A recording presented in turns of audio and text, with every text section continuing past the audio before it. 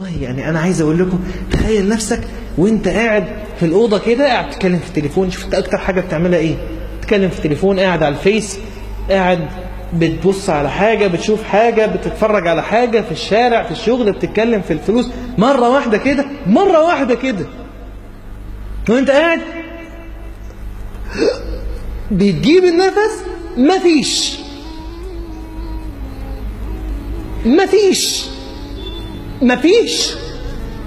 الرئة مش هتشتغل، مفيش. انت ليك رزق 1,600,768 نفس. هو 1,600,768 ده كان فين؟ كان اللي فات ده. فجاي بقى تاخد 69. مفيش، رزقك في النفس خلص. طب ده انا كنت فاتح صفحة فيس، كنت فاتح صفحة على موقع، اقفلها واموت. طب انا كنت بكلم دلوقتي صاحبتي على التليفون، او كنت بكلم صاحبي على التليفون، يعني طب اقفل واقوم اتوضى واصلي ركعتين واموت. طب بلاش اقفل واستغفر واموت. بلاش، هو لما حدش هيرد عليه هيقفل لوحده، استغفر. مفيش. انت لسه كنت مزعل والدتك دلوقتي حالا، او والدك دلوقتي حالا، تيجي تجيب مفيش.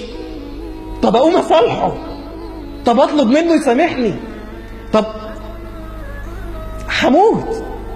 لا، انت بتموت خلاص، الموضوع انتهى. مالكش رزق، مالكش انفاس، مالكش كلام، مالكش. والناس حواليك انت شايفهم مخضوضين بيك بقى، يا محمد، يا عبد الرحمن، يا محمود، يا حسين، قوم كلمني وانا مسامحاك، قوم يا ابني، قوم. وانت، انا نفسي اقوم بس مش عارف،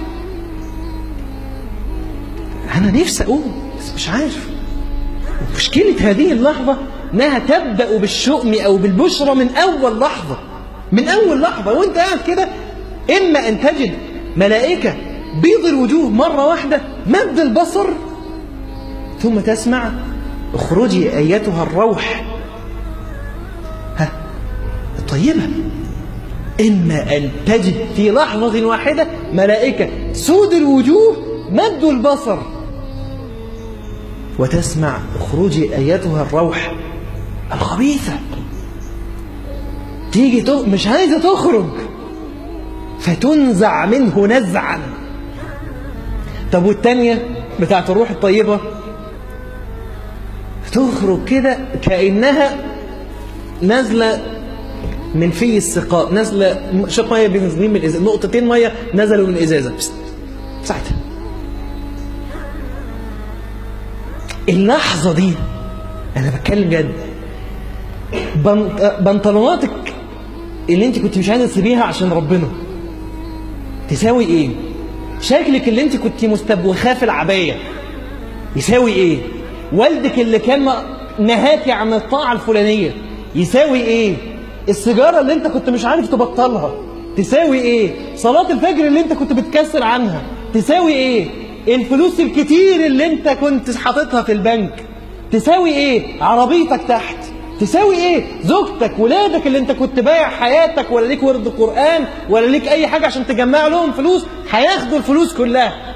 كل بقى الموضوع ده يساوي عندك ايه؟ لا يساوي كله، ولو كان اضعافا مضاعفة جناح بعوضة.